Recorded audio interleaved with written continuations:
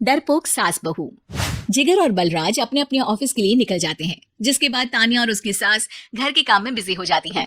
तभी रसोई में से तानिया के चिल्लाने की आवाज आती है। ओए माँ, बचाओ रे, उश, उश, उश, भागो यहाँ से।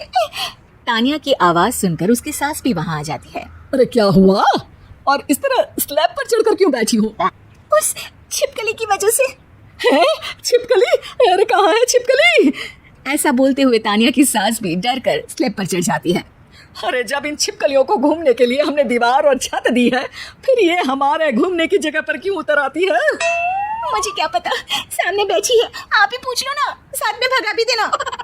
इस पर सास डरते हुए स्लैब पर बैठी बैठी ही छिपकली को भगाने की कोशिश करती है। हुश, हुश, हुश, अरे जा ना, वापस अपने घर जा। सासू माँ, छिपकली है, कुत्ता नहीं। अरे हाँ हाँ, छोटी सी ही सही छिपकली तो है, तो तुम ही भगा दो ना। तानिया की सास उसे स्लैब से नीचे गिरा देती है, जिस पर छिपकली तो डरकर भाग जाती है। लेकिन दोनों सास बहू के बीच टॉम एंड जेरी वाला खेल शुरू हो जाता है। आपने मुझे धक्का क्यों दिया? मुझे कुछ हो जाता तो? अगर वो मुझे खा जाती तो? अरे छिपकली थी, डायनासोर नहीं।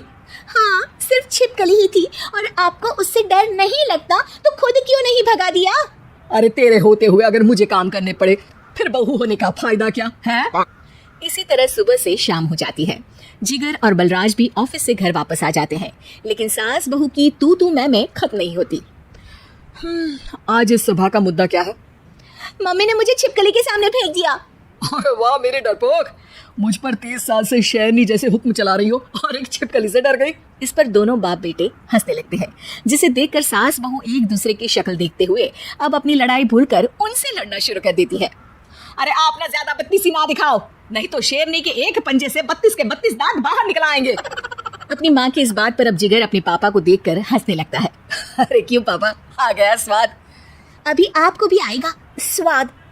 इस पर घर में सास बहू ड्रामा बंद होकर पति पत्नी नौटंकी शुरू हो जाती है, जिस पर तानिया से कहा सुनी के बीच जिगर अचानक चिल्लाते हुए कहने लगता है, कॉकरोच, इतना बड़ा कॉकरोच, हे भगवान, हाँ, हमें इससे कौन बचाएगा? कॉकरोच का नाम सुनते ही दोनों सास बहू सारी लड़ाई भूलकर फुदक से कूदकर पास रखे सोफे पर चढ़ जाती है। अरे कहाँ है? अरे कहाँ है कमबख्त? अरे उसे भगाने की जगह अनाउंसमेंट तो ऐसे कर रहा है जैसे 12:40 की आखिरी लोकल है, छूटनी नहीं चाहिए। अरे भलाई का तो जमाना ही नहीं है। ठीक है भाई, अब मैं आपको बिल्कुल भी नहीं बताऊंगा कि आपके पीछे भी एक बहुत बड़ा कॉकरोच बैठा है। जिगर की बात पर एक बार फिर दोनों डर से उछल जाती हैं, जिसके बाद जिगर और बलराज इसी तरह कभी कॉकरोच तो कभी छिपकली का नाम लेकर उन्हें परेशान करते रहते हैं। अगली सुबह ये दोनों हमारे डर का ऐसे मजाक बना रहे थे जैसे खुद कभी किसी चीज से ना डरते हो। ये जिगर ना बचपन में तो चींटी से भी डर जाता था। पर मम्मी, उन्हें डराने के लिए मैं चींटी तो नहीं पकड़ सकती। अरे पागल औरत, इतना बड़ा होकर क्या वो चींटी से डरेगा? मतलब हमें बदला लेने के लिए कुछ अलग सोचना पड़ेगा। अरे वाह, क्या ब्रांड न्यू न्यूज दी है। सोचो अब।